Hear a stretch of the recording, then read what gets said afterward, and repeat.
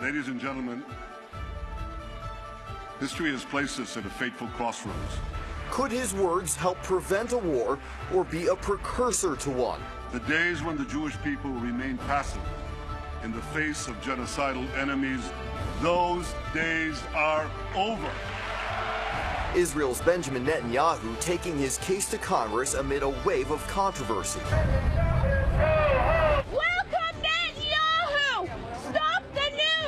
As the U.S. and others negotiate a slowdown of its nuclear ambitions. It is more likely that we could get a deal now than perhaps 3 or 5 months ago. Iran conducts eerie war games, pulverizing a replica U.S. aircraft carrier.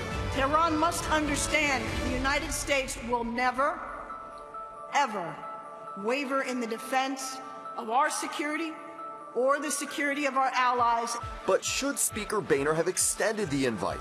Should President Obama have refused to attend? The Prime Minister's speech quickly overshadowed by partisan politics. I couldn't disagree more. The American people and both parties in Congress have always stood with Israel. Nothing and no one should get in the way of that. Some say that's exactly what it will do. Democrats feel snubbed. It's not helpful to attack our president. And the president passed up meeting with Netanyahu, citing the Israeli prime minister's upcoming election. The president doesn't want to leave anybody in Israel with the impression that he's trying to put his thumb on the scale. And as a result, more than one nation now facing a dangerous divide. Live from Washington, D.C., this is a Your Voice, Your Future Town Hall Roundtable. U.S.-Israel, Dangerous Divide. Joining our panel tonight, Republican Congressman Scott Perry of Pennsylvania and Lee Zeldin of New York. Democratic Congressman Charles Rangel of New York. Alan Ellsmer, Vice President for Communications for J Street. Brooke Goldstein, Director at the Lawfare Project. President of the Zionist Organization of America, Morton Klein. And Chief Political Correspondent for the Jerusalem Post, Gil Hoffman. Thank you for joining us for this important roundtable discussion, Your Voice, Your Future, Dangerous Divide.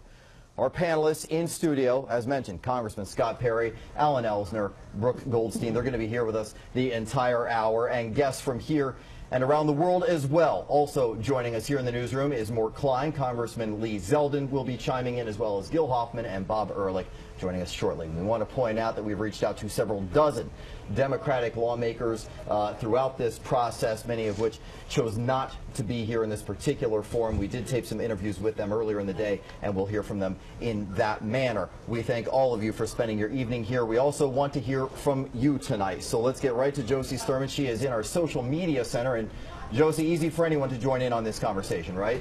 Absolutely, Scott. That's the point. The hashtag Your Voice, Your Future, because this is about you. These decisions, this conversation impacts your future moving forward. So we want to hear from you. Feel free to use that hashtag. Send us your questions. Tweet your responses to this conversation. We want to show you some of what we've seen throughout the day. This conversation obviously spreading very quickly on social media. This is one of the tweets getting a lot of play today from Representative Cohen out of Memphis. This is members of the Congress basically sitting around and watching this speech. They may not have attended in person, but that didn't mean that they are ignoring this issue. This is proof, photos like this as well. We also want to show you some of the response we're getting. This came from someone who said it's disrespectful of the Congress to entertain Benjamin Netanyahu without the White House, and of Israel to address our Congress. Obviously, they use the hashtag Your Voice, Your Future. And of course, this is about your questions. We've got these experts on the panel. Timothy Dixon wants to know, after this week's visit, do you think the outcome could weaken the U.S.-Israeli relationship? That's a conversation I'm sure getting a lot of play where you are, Scott. Yeah, it certainly is, Josie, and we're going to check back throughout the show as you get more information down there. Let's go ahead and talk directly about this speech, and first we'll get into that, and then we'll delve into the after effects, because some say it could have grave consequences. And what I want to do is I want to play a clip from this speech, kind of kicking it all off when the Prime Minister gave what some might acknowledge as a bit of an apology. I know that my speech has been the subject of much controversy. I deeply regret that some perceive my being here as political. That was never my intention. All right, so let's kick it off. Congressman Scott Perry, you were there today on the House floor. Your thoughts? I think it's an acknowledgement of the situation. The Prime Minister acknowledged the conversation that America's been having. But I think if you look right beyond that, you saw where he praised the administration and let all members of Congress know about the things behind the scenes that America has done for his country.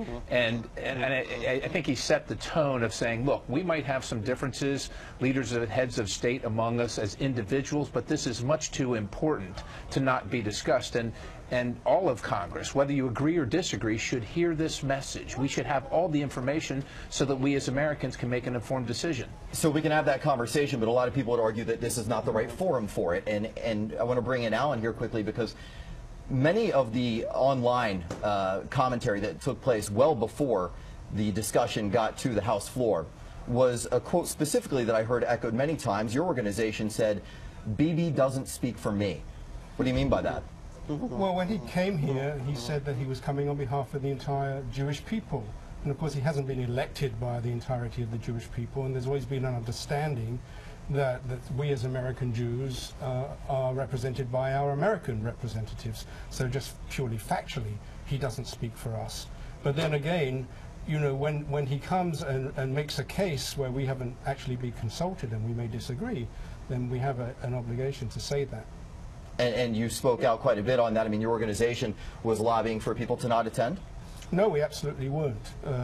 We were lobbying for the speech to be postponed until after the election. And of course, you can't separate the content of the speech from the circumstances surrounding the speech. Had he been re-elected, and had he come with a new mandate from the Israeli people, and had he gone through the proper protocol and been invited by the White House with the consultation and cooperation of both parties of Congress, of course, everybody would have been welcomed him. And I agree that he has an important message to impart, but I don't understand why he couldn't have waited just a couple of weeks. There's no legislation pending right now in Congress that made that delay necessary. But isn't there the fact that a potential deal with Iran looming right in this month, isn't that impetus enough, especially with his concerns as the leader of Israel, with so much at stake right there on their doorstep, that he felt duty-bound to act? I mean, that's one of the things that the United States is controlling, is when that agreement will be finalized. And now that agreement, if it is finalized, is going to come before Congress. I want to, and Brooke, I'm going to bring you in just a second, but first, we've got Representative Lee Zeldin now joining us. So let's go back to the Capitol. Of course, Representative Zeldin, the only Republican Jewish member on the House today. You were on the floor, and there were a lot of concerns about whether or not this was going to somehow endanger the talks that Israel is so concerned with. Was there a danger today? What did you think while you were sitting on that floor? Well, I thought today was an impactful, important speech, a historic speech. I think it's very important that if we are going to enter into a deal with Iran, that it's a good deal. We can be faced with a situation where a bad deal could be worse than no deal at all. So outlining some of those details of what would make a good deal or a bad deal is important to have on the table. It should be part of the discussion going forward. I don't want to see Iran pursuing uranium enrichment, maintaining their centrifuges, blocking the access of weapons inspectors. I'm concerned about seeing permanent concessions made on our side in exchange for temporary concessions on the other side. And if the Obama administration was to outline the nature of a deal, I don't want to see members of the Iranian government within hours or days refuting those terms, because that would mean that there's no deal at all. So I also don't want to see the Middle East end up with any type of a nuclear arms race. This isn't just about Israel. There are other countries concerned with Iran receiving nuclear capability. But there is arguing over whether or not Iran is as close as some claim it is to getting nuclear weapons. I mean, that has been a bit of contrast that we've seen, especially as of late. Even the Prime Minister's quotes over time have been scrutinized and in some cases countered by Israeli intelligence, indicating that perhaps they're not as close as they are. Congressman Zeldin, is there a legitimate concern over whether or not the intelligence we are getting from the Prime Minister matches up with reality? Well, it would be very helpful if Iran was cooperating with weapons inspectors so that the entire international community would know exactly what Iran was doing. We do know they are a state sponsor of terrorism. They did work in an effort to overthrow the government in Yemen. Just last week, they did attack a mock U.S. warship. They have made statements that they want to wipe Israel off the map. They are pursuing an ICBM program. ICBMs are not needed for a neighboring country in the Middle Eastern region. They are called intercontinental ballistic missiles because they are meant to be able to reach into other continents. You know, it would be very helpful, though, from the intelligence standpoint, if we had someone we were negotiating with in good faith who was cooperating and allowing weapons inspectors to confirm what the reality is on the ground.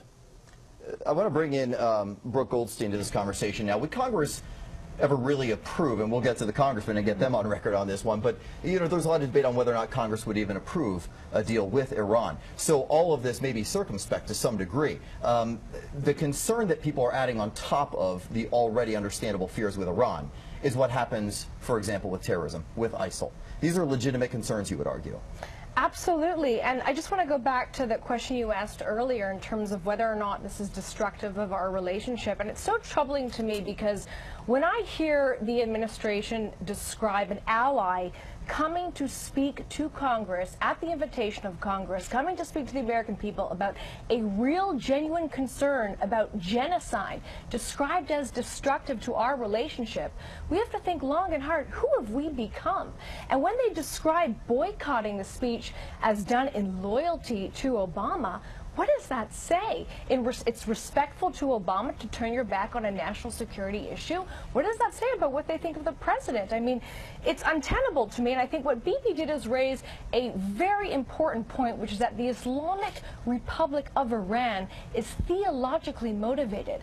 We have a president of the United States who has never given a detailed speech to the American public or to Congress about the strategic threat that Iran poses. And what's ironic is that Bibi came and gave more of an outline of the Iranian threat than the president ever has. Okay, well then let's hear from President Obama, because he refuted a lot of what the sentiment was regarding the Prime Minister's address today.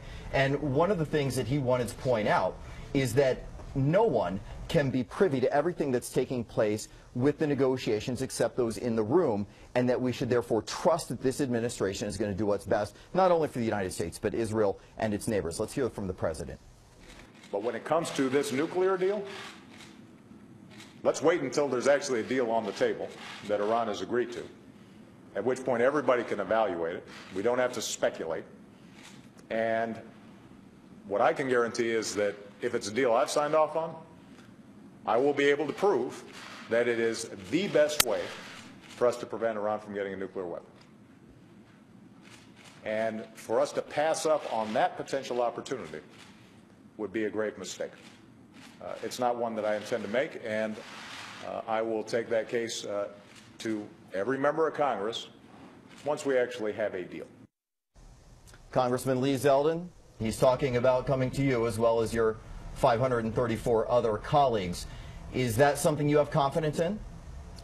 Devil's in the details. I'd be rooting for the president to be able to negotiate a good deal. I would not want to see us enter into a bad one. So if the president was to come to Congress to prove that he has entered into a good deal, it's important just to know what the terms of that are.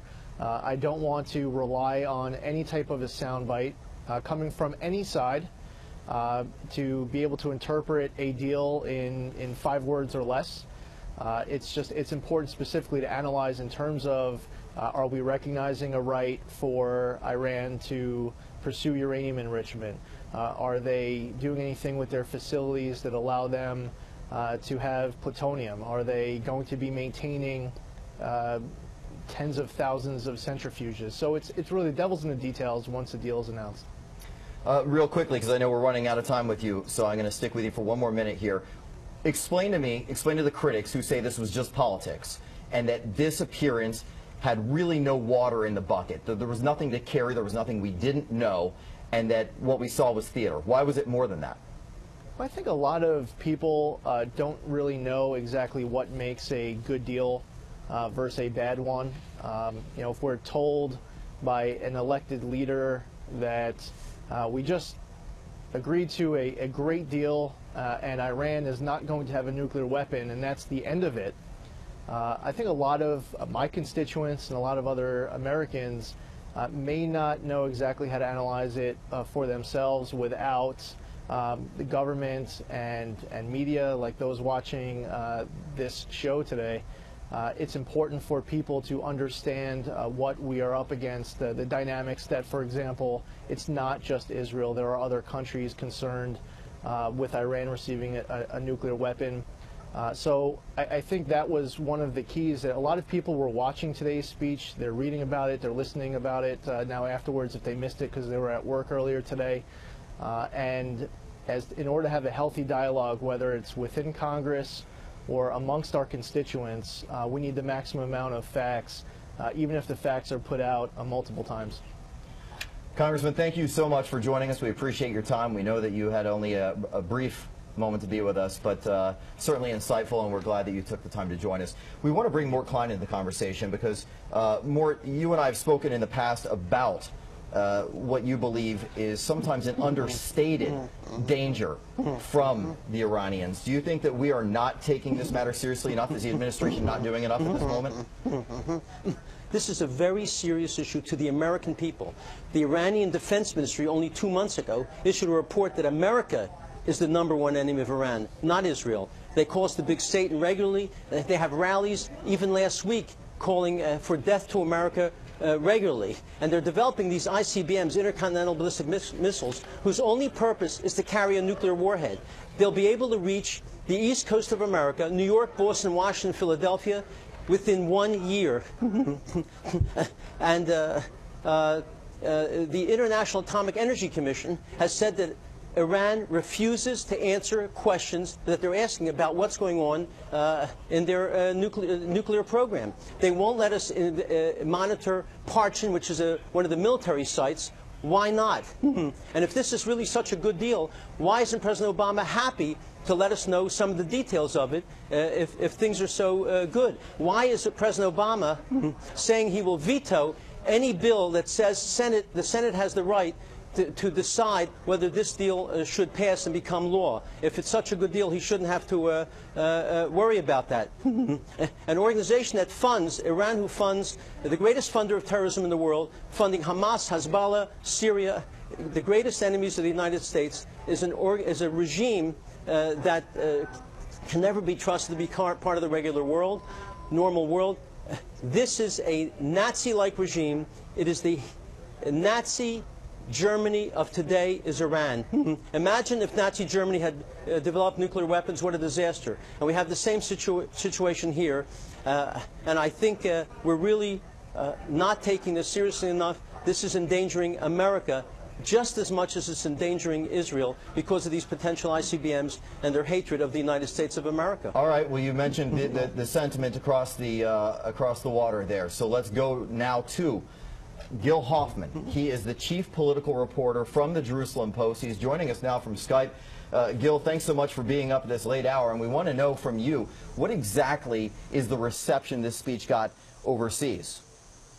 Well, we have an election coming up here in 2 weeks, and there's no doubt that this speech will have an impact on the election. Netanyahu really spoke for Israel as a whole in explaining the fear that Israelis have of a nuclear Iran, and he looked like a statesman, which is something that can definitely help him out politically. He really distanced himself from his political rivals, put himself on the caliber of world leaders, which will make it a lot harder for any of Netanyahu's competition. To what degree, if at all, was this damaging, though, to U.S.-Israeli relations? I want to quote from a university professor there in Tel Aviv who said, quote, if you were coming from Mars to Israel and you would read the newspapers, you would think there is a war between Israel and the United States, or at least between Netanyahu and the White House. He went on to say that in the past 6 years, people feel like it would be better to be the enemy of the United States rather than an ally. Is that just rhetoric, or is there some reality based in those words? The reality is that the polls in America find that Americans like Israel more than they ever have before. There's a battle between the President of the United States and the Prime Minister of Israel.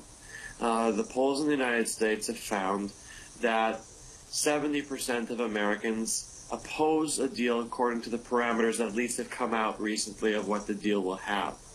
and only 12% think that Iran will honor the deal. So in that regard, Americans, whether they know it or not, are siding with Netanyahu. And so, in fact, it's Netanyahu, Israel, and America against the administration's efforts right now in Washington. Alan, what do you think? Well, what I just heard from Gil was that this speech is going to help Netanyahu in his election campaign, and that's precisely why it was political and why it was so illegitimate to have it right now. I want to make one more point in response to Mort. There's no question in my mind that Iran is an evil state and a sponsor of terrorism. The Soviet Union, in Reagan's words, was an evil empire. They invaded Czechoslovakia, they invaded Hungary, they crushed democracy in Poland, they sponsored state terrorism, and they sponsored proxy wars across the globe. And yet President Reagan, President Nixon, and other presidents negotiated nuclear deals with the Soviet Union. And that doesn't mean we stopped opposing all their other things. It doesn't mean we stopped speaking for dissidents and for human rights. But we managed to make nuclear deals with the evil empire, the Soviet Union. Brooke? Look, I think Netanyahu came now because we do not have the luxury of time, and because he was invited by members of Congress. He was given an honor to come speak, and the only person who's been given this honor to come speak 3 times to Congress is Chamberlain. Oh, sorry. Winston Churchill, yeah. And exactly, I have Chamberlain on the mind now with Obama's speech. And Churchill risked life and limb coming across the waters because they were U-boat infested. So it wasn't so controversial for Netanyahu to come, number one, and number two, to harp on something that Mort said about transparency. This is a president that promised us transparency, and yet he's keeping the American people in the dark about this deal. He's keeping members of Congress in the dark about this deal, and he's saying, just trust me, I know what the motivation of Iran is. And all of a sudden, within my administration, they've changed their stripes. This is the same president who says ISIS is not Islamic. This is the same president that said the parachuting was random against Jews. It's the same president that said Fort Hood is workplace violence. The Muslim Brotherhood are moderates. The war in Iraq is over. Al-Qaeda is decimated. With all due respect, why should we trust that this president, and only this president alone, without the input of Congress, understands the motivations of the Islamic Republic of Iran when he cannot even say that we are at a war with radical Islamists who want to engage in a global jihad? Those words cannot even come out of this president's mouth. And in response to Netanyahu's speech, and this is very telling, Obama said, quote, "We cannot be distracted by the nature of the Iranian regime when it comes to terrorism." He is separating their acts and their words from his own fantasy of who Iran is. And you've argued quite eloquently for quite some time that the two are heavily interconnected and actually can't be separated because there is a shortage of Democratic representatives in our panel at the moment. We want to hear from one. Earlier today, I interviewed Congressman Charlie Rangel, Democrat of New York, and he's one who said he was not going to attend the speech, changed his mind, and did show up. I asked him about that and several other things in this exclusive interview. I had thought that if a number of members indicated their lack of satisfaction the way this thing had caused such a controversy, that changes would have been made and it wouldn't have happened. But it soon became that my absence was a part and extension of the controversy. And after so many of my friends who agreed that this was the wrong thing to do, but asked me to attend anyway, then I waited, and so I did go. And it was quite a show. The fact is that the Prime Minister talked about an agreement that is secret that he didn't like. And so who was surprised that he didn't like it? I hope that those people that did this political thing would recognize that the House of Representatives floor is not the place for these discussions. We have a president, we have a Secretary of State, and that's who we should rely on. A lot of your fellow lawmakers had expressed concern that there was a fear that having this speech on the House floor might undo some of the negotiations going on right now with the P5+1 and Iran to try and step down nuclear ambitions by Iran. Do you think that damage was done today? No, this was an on-camera production, and it served its purpose. And I think America and Israel have a strong enough friendship that nothing will interfere with that. And those people that we're dealing with, these are other nations that are concerned about world security. I don't think they would allow a incident that occurred today to interfere what is in the best interest of the world. Congressman, if you were in President Obama's shoes, would you be meeting with Prime Minister Netanyahu today? Not necessarily today, but it's so important. Let me answer this way. There's no way that today should interfere with the relationship that our country has with the people and the government of Israel. I think another question I might ask is that if somebody was negotiating with the Ku Klux Klan for me, I can see Israel's position in saying it doesn't make any difference what the agreement is, I'm not going to be happy with it. I mean, after all, Israel can be wiped out with one nuclear bomb, and I can see their emotion. And I can see how Netanyahu would want everyone that's willing to listen to hear from him. All I'm saying is, not our House of Representatives, that's all. Do we just chalk this up to more D.C. politics, Congressman? D.C. politics, I'm a veteran in. International politics on a D.C. platform, that's new.